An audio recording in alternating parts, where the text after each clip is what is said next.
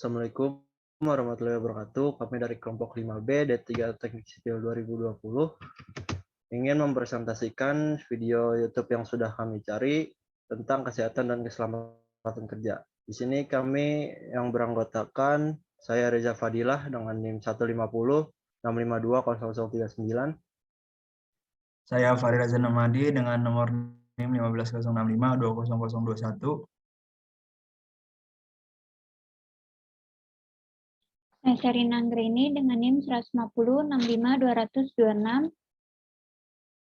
Saya Kania Zahra dengan NIM 150 652 0031.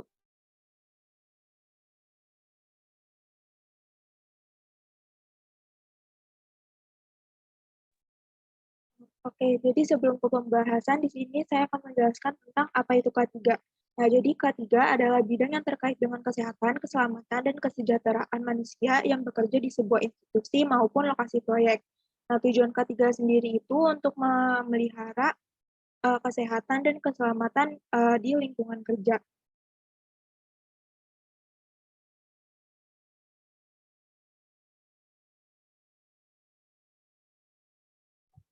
Selanjutnya, apa sih fungsi K3 dan hal apa yang penting diperhatikan dalam bidang kelistrikan? Penerapan K3 listrik sangat penting dilakukan sebagai salah satu dalam menanggulangi kecelakaan kerja.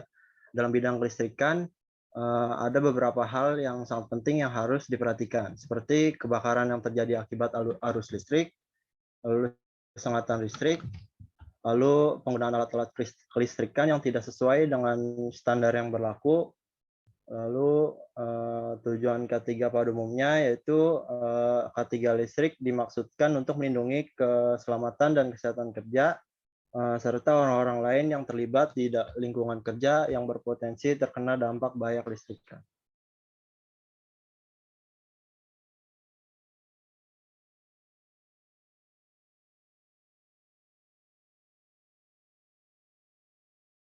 Nah, dari berdasarkan video yang kami ambil di sini, kami mengamati tentang peralatan-peralatan atau alat pelindung diri yang digunakan pekerja pada saat melakukan pekerjaan di proyek.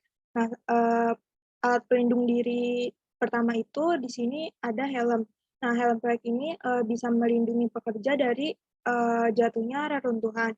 Nah, selain itu, helm proyek ini bisa melindungi pekerja dari radiasi panas, api, dan percikan bahan kimia. Nah, kemudian di sini kita juga melihat bahwa pekerja itu menggunakan rompi safety. Nah, rompi safety itu biasanya mencegah terjadinya kontak kecelakaan. Nah, kemudian biasanya bakal mudah terlihat oleh pekerja lain pada saat gelap. Nah, kebetulan di sini adalah pekerjaan underground gitu, jadi gelap dan menggunakan rompi safety ini. Terus kemudian yang ketiga, pekerjanya ini memakai sepatu boot. Nah, untuk pekerja dari melindungi kaki pekerja dari reruntuhan-reruntuhan yang jatuh. Next.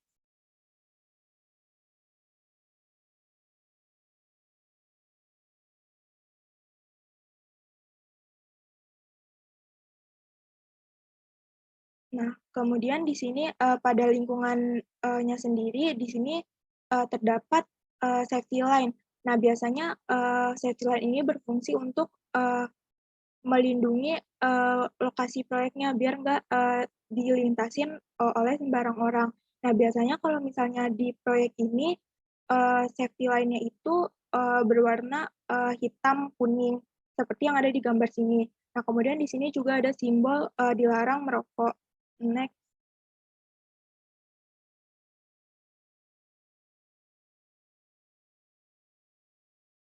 Nah, kemudian bisa kita lihat di sini kalau pekerjanya itu menggunakan sarung tangan. Nah, biasanya sarung tangan itu berfungsi untuk melindungi tangan dari api, percikan api gitu, terus melindungi tangan dari bahan kimia panas atau dingin dan lain sebagainya.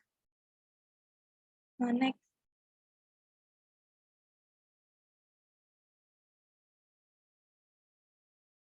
Nah, kemudian di sini itu ada yang namanya lifeline. Nah, lifeline ini biasa disebut juga tali pengaman. Nah, biasanya lifeline ini memiliki kekuatan tarik minimum 2,75 ton. Nah, dengan diameternya itu sekitar 60 mm. Next.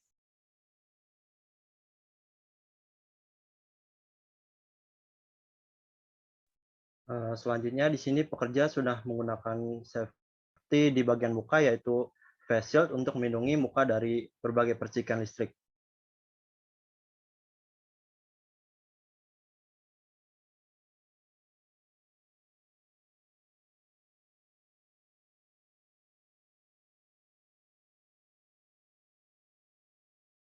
Lalu selanjutnya dapat dilihat ini pekerjanya itu menggunakan masker untuk menghindari dari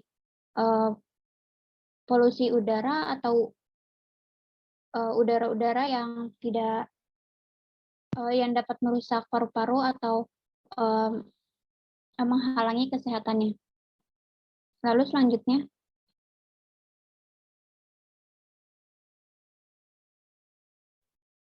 kemudian dalam kutipan selanjutnya dapat dilihat pada proyek ini sudah terdapat petugas K3-nya sehingga bisa dapat meminimalisir terjadinya kecelakaan kerja. Next.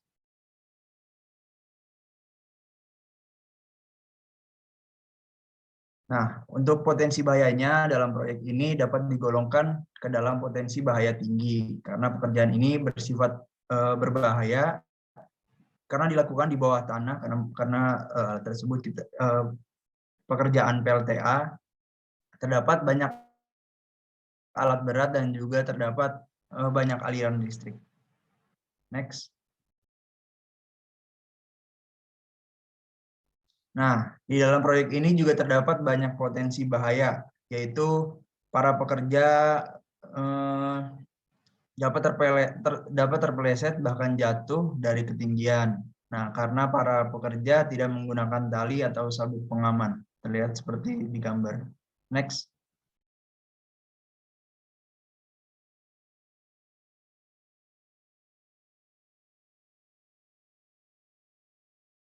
Kemudian dapat dilihat pada proyek ini menggunakan las yang dapat menimbulkan api yang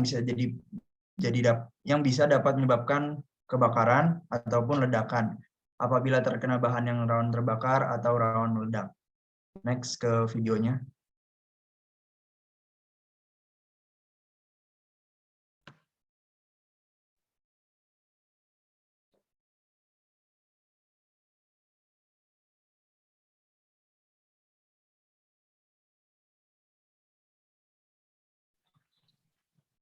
lalu dari video yang sudah kami gunakan sebagai referensi dapat disimpulkan pada proyek ini sebagian besar K3-nya itu sudah memenuhi persyaratan.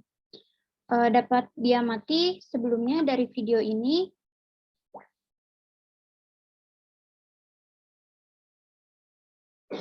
untuk atau mengenai keselamatan kesehatan kerjanya itu yang pertama para pekerja sudah menggunakan alat pelindung baju yang dilengkapi dengan rompi, helm keselamatan, face shield, terus sarung tangan dan sepatu keselamatan. Sehingga semua ini sudah sesuai dengan standar K3 atau keselamatan dan kesehatan kerja. Lalu yang kedua, di dalam video atau dalam proyek ini, pembangunan pembangkit listrik tersebut sudah diberikan tanda seperti larangan merokok di area tersebut.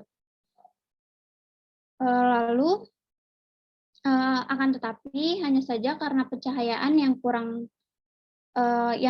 kurang atau terbatas di proyek ini, karena dilakukan di bawah tanah, maka pekerja itu harus ekstra lebih hati-hati, dan pada proyek ini tingkat keparahan atau dampak yang terjadi dapat digolongkan ke dalam tingkat yang berat. Kenapa digolongkan ke dalam tingkat yang berat? Karena dampak yang terjadi itu cukup serius. Misalkan untuk orang dapat tersengat listrik, karena di sini banyak menggunakan peralatan listrik. Lalu untuk dampak untuk harta benda dan dinding itu, lalu untuk dampak untuk harta benda, dinding di bawah tanah ini atau lokasi pekerjaan itu dapat ambruk atau ambles. Lalu pada alat dan merusak atau mengganggu jaringan utilitas.